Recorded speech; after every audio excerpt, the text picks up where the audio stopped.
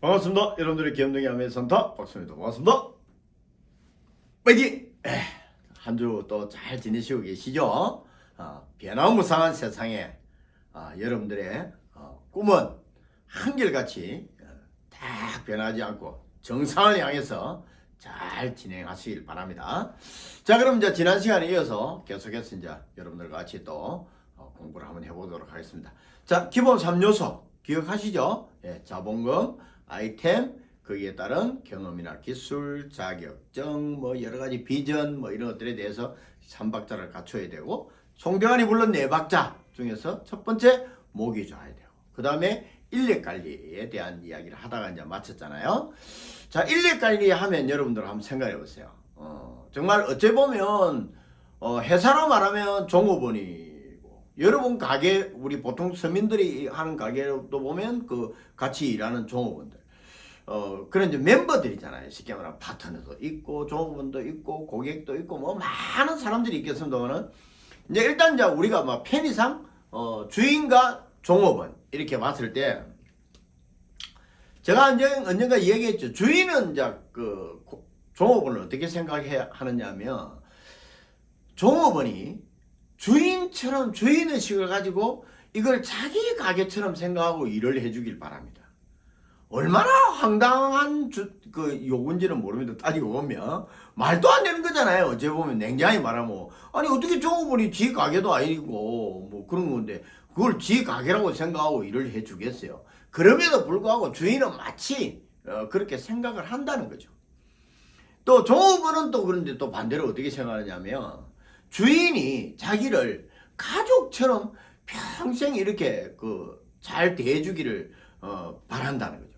그것도 말도 안 되는 소리잖아요. 그럼 이 말도 안 되는 소리가 현실적으로는 어때요? 그냥 그렇게 바란다는 거죠. 그래서 이제 급료를 주는 가정을 봐도 그래요. 주인은 또 그런데 이제 급료를 줄 때 이걸 종업원이 그렇게 주인의식을 가지고 일을 하고 이러면은 좀 띄주든가 해야 되는데, 그렇지 않고 안 그만둘 만큼만 딱 줍니다. 요 정도 주면은 얘가 안 그만두겠지 하는 정도로만 그걸 주면서 이런 주인의식을 가지고 잘해주기를 바란다는 거예요. 근데 반대로 이제 또 종업원은 또 그러면 어떻게 할까요? 가족처럼 대해주길 바라면 자기가 주인의식을 가지고 열심히 일도 하고 뭐 좀 급료가 좀 작아도 뭐 불평불만을 안 하고 막 열심히 일해야 되는데, 놀랍게도 일을 어떻게 하느냐니까 안 잘릴 만큼만 일을 한다는 거야. 안 잘릴 만큼. 요 정도 일하면 안 잘리겠지. 그래서 절대로 최선을 다하지 않는다는 거예요. 너무 신기한 거는 기업에도 마찬가지. 옛날에 그래서 어영부영 하는 거죠. 어영부영. 더 열심히 할 수 있는데도 안 하는 거죠.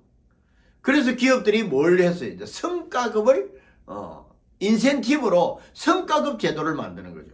직급하고 상관없이 성과급을 주는 거죠. 노력한 만큼. 그러니까 이제 사람들이 갑자기 이제 안 하던 노력을 해가지고 돈을 더 많이 벌이가는 그런 것들이 이제. 물론 이제 사회주의 더 깊게 들어가면 사회주의하고 뭐 공산주의하고 뭐 이런 거 있잖아요. 민주주의하고 이런 거 막 이제 또 다 그것까지도 발전할 수 있는데 그건 필요 없고, 어쨌든 종업원이 그만큼 관리하기가 어렵다는 거예요. 사람 관리가 제일 어렵죠. 그래서 10길 물 쏘고 날아도 한 길 사람 쏘고 모른다고. 저게 무슨 생각을 하고 있는지 알 수가 없잖아요. 깨놓고. 그래서 갑자기 이제 이렇게 사람이 나가게 되면은 또 누가 들어오나요? 그렇죠. 이제 땜빵으로 긴급 수혈 가족이 이제 들어오는 거예요. 그래서 여러분들 가만히 생각 한번 해보세요. 주변에도 보면 식당 잘 되는 집에는 보면요, 거진 가족들이 다 메입니다. 또 다른 회사도 마찬가지예요. 가족이 다, 정치도 마찬가지입니다. 따지고 보면 그냥 가족들이 거기에 다 몰입됩니다. 왜? 믿을 수 있는 사람이 가족밖에 더 있나요? 가장 믿을 수 있는 사람이.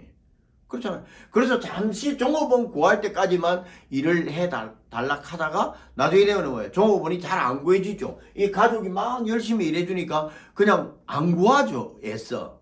그리고 그 길로 그냥 계속 같이 일하고, 또 나중에 되면 뭐 분점 이런 거 하나 내주고 뭐 체인 이런 거 하나 내주고 뭐 이런 거 있잖아요. 그래서 뭐 이제 좀 뭐 떨어져 나가고 또 뭐 분리돼 나가고 막 같이 하는 거죠. 가족이 다 하는 거죠. 그래서 우리가 보통 보면 이민을 갔을 때도 그런 얘기 많이 듣잖아요. 이민을 갔을 때 누가 이 마중을 나오느냐에 따라서 자기가 할 일이 정해지는 거예요. 자기가 할 일이. 그 만약 세탁소 하는 사람이 마중을 나왔다. 그럼 뭐 세탁소에서부터 이제 출발하는 거죠. 일을. 그렇잖아요. 그 편의점 하는 사람이 마중을 나왔다. 그 편의점에서부터 이제 일을 하는 게. 누가 마중을 나오느냐에 따라서 그 일이 자기 일이 될 확률이 굉장히 높은 것처럼 우리 가족들 내 주변에서 누가 잘 되어 있느냐에 따라서 그 일을 계속할 확률이 굉장히 높아져요. 그럼 아메이에 성공하신 분들 주변의 가족들은 주로 어떨까요? 그죠. 웬만하면 다 아메이 하죠. 왜요? 성공했으니까. 필요하니까 가족들도 다 동참하게 되어 있다는 거예요. 그래서 여행 가면 막 사돈의 팔종까지 떼거지로 막 다 여행을 가기도 하고 이런다는 거죠. 가족 여행이야, 가족 여행. 뭐 사돈의 팔종까지 뭐 친인척 간단한 정도가 아니고 뭐 전부 다 그런 정도로 이렇게 됩니다. 그래서 어쨌든 두 번째 뭐예요? 인력 관리가 너무 중요하다. 자, 장소도 좋고 인력도 신경 쓸 거 없고 이제 그러면 이제 그 다음에 또 세 번째가 뭐겠어요? 그렇지요. 기술 개발을 또 해야 돼. 기술 개발. 기술 개발. 그 다음에 뭐 이 순서는 별로 더 중요한 거 아니에요. 그 다음에 요걸 처음에 할 때 또 뭐예요? 재고도 또 늘 생각을 해야 돼. 재고도군요. 세 번째 재고를 넣어보죠. 이거는 또 사실 더 빨리 갔을 수도 있는데, 첫 번째 뭐 재고했을 수도 있습니다.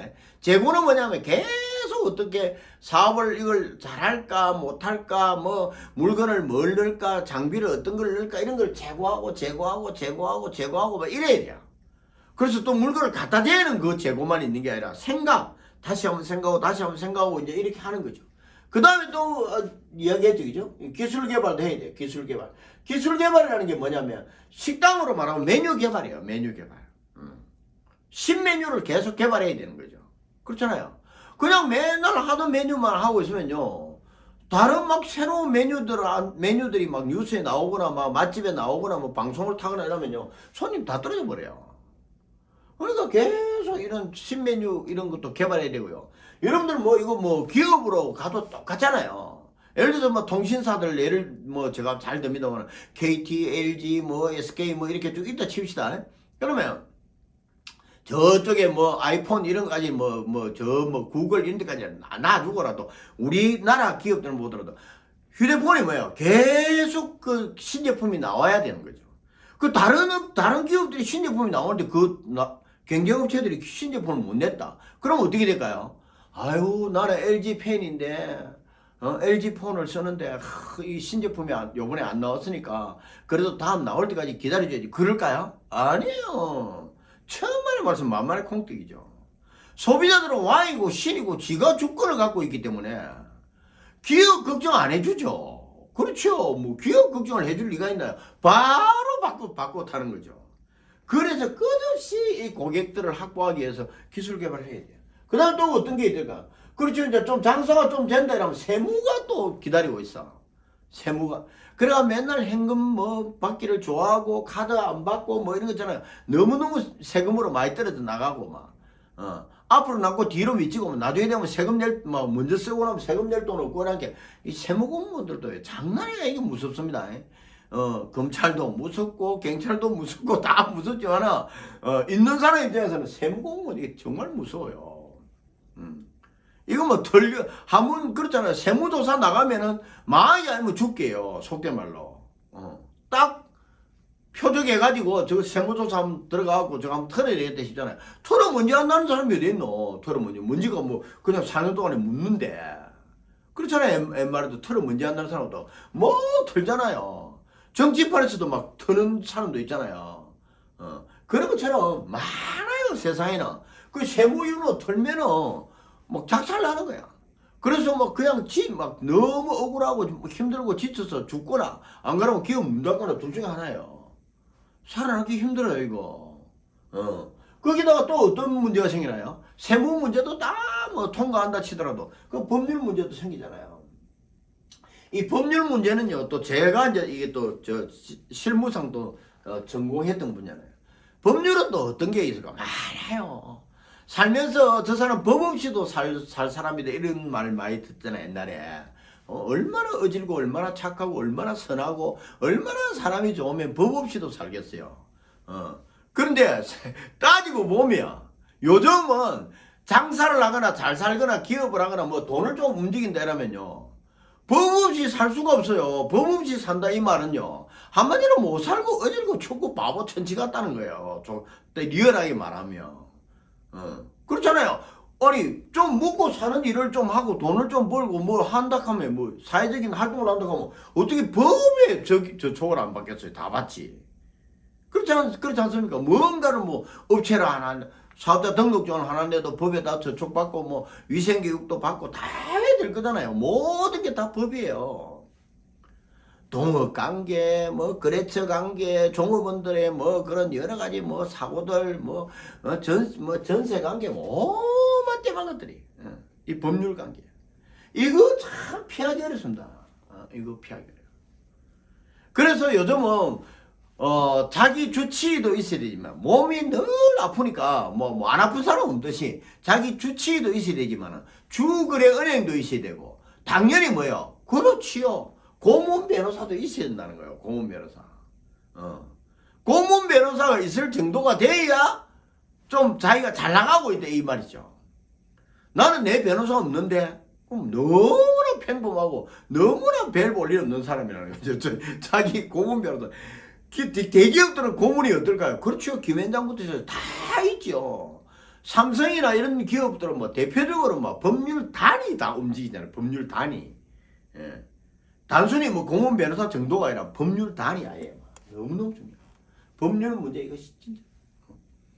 그 다음에 이런 것들을 다 뭐 이런저런 뭐 이 외도 많이 계정 다 통하더라도 경기가 있죠. 운빨이 있어요. 운칠기삼이라고. 경기.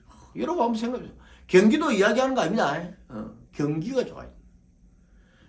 즉 다시 말해 운이 닥쳐야 된다는 거예요. 저도 뭐 감천문화마을에서 이제 가게도 한번 열어가고 코로나 때문에 그냥 뭐 최근에 또 정리를 했습니다만 그렇잖아요.